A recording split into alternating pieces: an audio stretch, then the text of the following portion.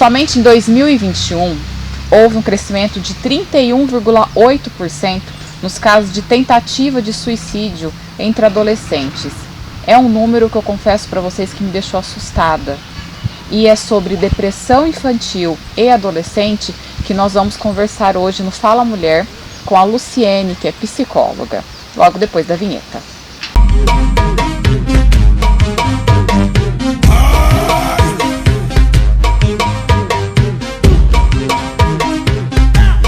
Eu queria começar te perguntando se o isolamento por conta da pandemia colaborou com o aumento de casos de depressão em crianças e adolescentes. Sim, eu que agradeço, Fabiola, pelo convite. Sim, realmente, o impacto da pandemia trouxe sim um número, vou usar, bem impactante em relação a transtornos de humor em crianças e adolescentes, principalmente ansiedade e depressão. A gente se comparar do ano passado, em março, que esse crescimento teve sim de 40%, hoje já nesse ano, até o mês de abril, já cresceu 27%, a faixa etária de 5 a 17 anos. Então houve sim um crescimento maior no desenvolvimento desses transtornos de humor. Nesses transtornos estão inclusos também transtornos de alimentação, como bulimia, anorexia, compulsão alimentar?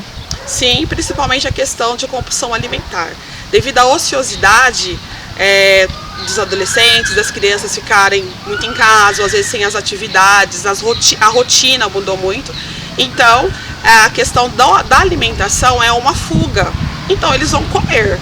Então pode comer mais. Então a compulsão alimentar também houve um crescimento. Questões de anorexia nervosa, bulimia também teve um crescimento. Tudo isso em pesquisas realizadas pela USP e também em outros países, a gente percebe esse número também. Nesses transtornos alimentares também houve um crescimento. Nos casos de depressão, tem alguns sintomas que são comuns, que os pais ou familiares podem ficar atentos para ir atrás de uma ajuda profissional? O que é importante, Fabíola, os pais e responsáveis estarem atentos são nas alterações de humor e nas alterações comportamentais. Essas alterações de humor é a questão se o adolescente, a criança, era extrovertido, comunicativo. Como que ele está? Ele está mais apático, está mais quieto, embotado afetivamente, ou está irritado, apresentando agressividade, ou quer ficar mais isolado. Mas antes ele não era assim, gostava de brincar, gostava de estar interagindo com a família, não está. Então o que está acontecendo? Qual que é a intensidade, a frequência e duração desses comportamentos? E também a alteração também, no sentido de sono, apetite. Então a criança que dormia bem, ela vai começar a apresentar às vezes parassonia, um transtorno do sono.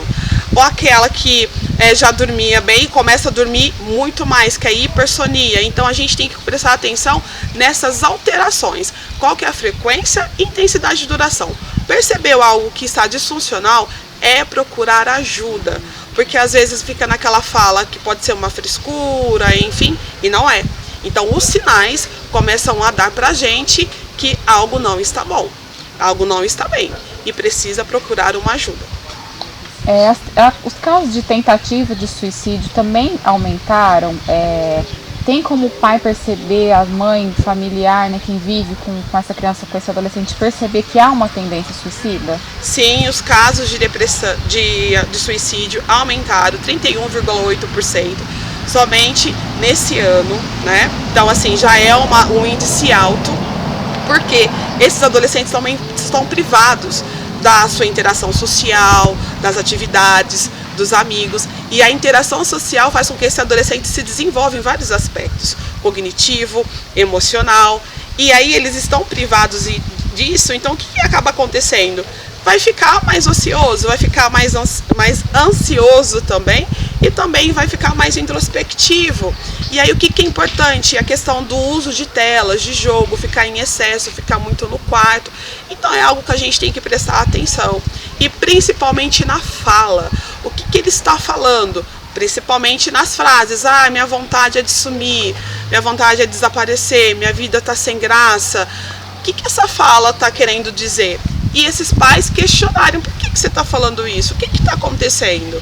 E aí prestarem atenção também em alguns comportamentos, porque esses adolescentes, em tentativas de suicídio, eles começam a aparecer com pequenos ferimentos e perceber onde você machucou. E às vezes pode ser uma automutilação, que já é um sinal de tentativa de suicídio. Então, prestar atenção. E o número cresceu muito.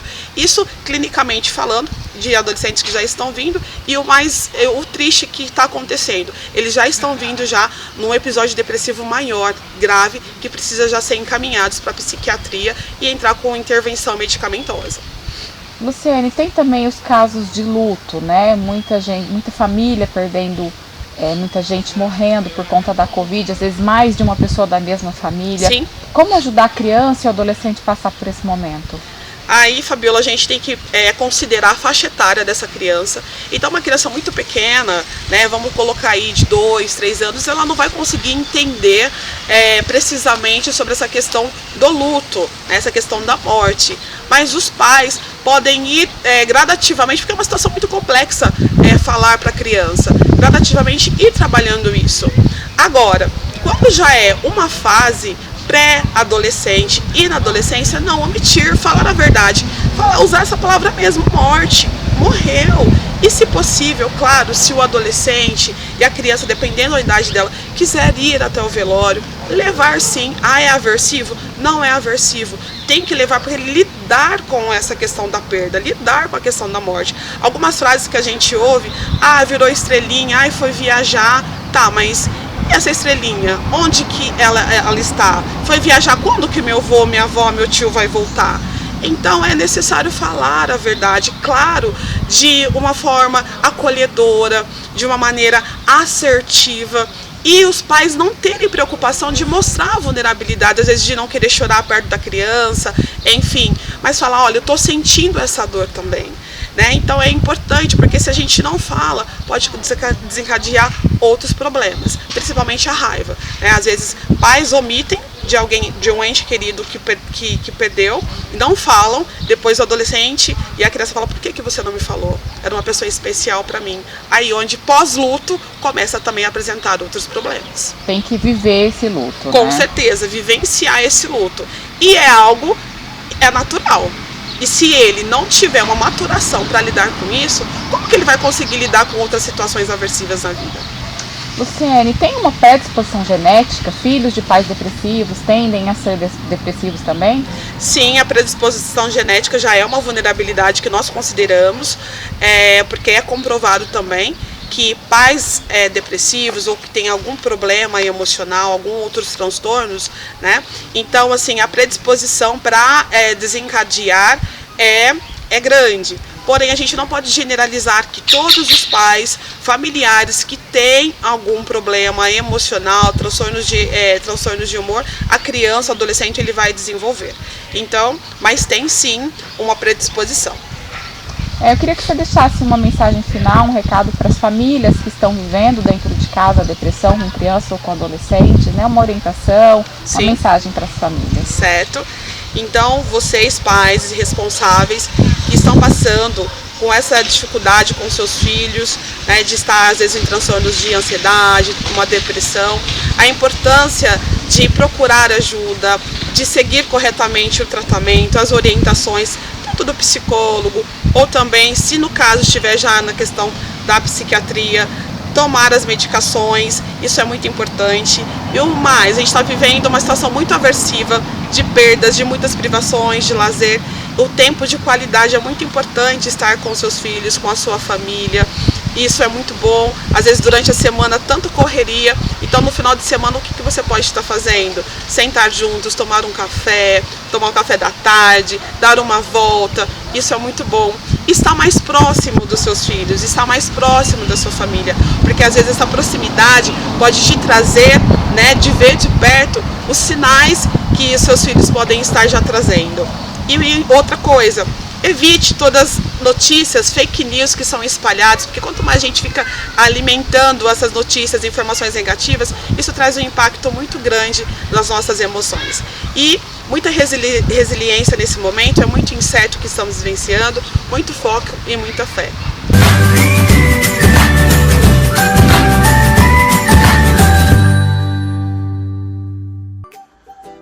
Olá pessoal, eu sou o chefe Beto Oliveira e estou no programa Fala Mulher e com mais uma dica de culinária. Um ingrediente que a gente ama e que consome praticamente todos os dias em nossa casa é o famoso feijão. Seja ele preto, carioca, jalo, né? Mas todos os feijões, sem exceção, têm uma forma correta de se cozinhar. A melhor forma de você cozinhar um feijão para que você tenha um caldo saboroso, gostoso, sem ter que amassar o grão depois de cozido, tem gente que até bate no liquidificador, isso é um crime, é deixar de molho. Só isso, gente. No mínimo 12 horas de molho ou de um dia para o outro. Coloca a água dentro de uma travessa com o feijão, escorre essa água após o processo de molho, de 12 ou 24 horas, e aí você vai colocar uma nova água e vai cozinhar o seu grão. De preferência, faça sem panela de pressão, porque você deixando ele de molho, em 30 minutos você vai ter um feijão deliciosamente cozido com um grão perfeito.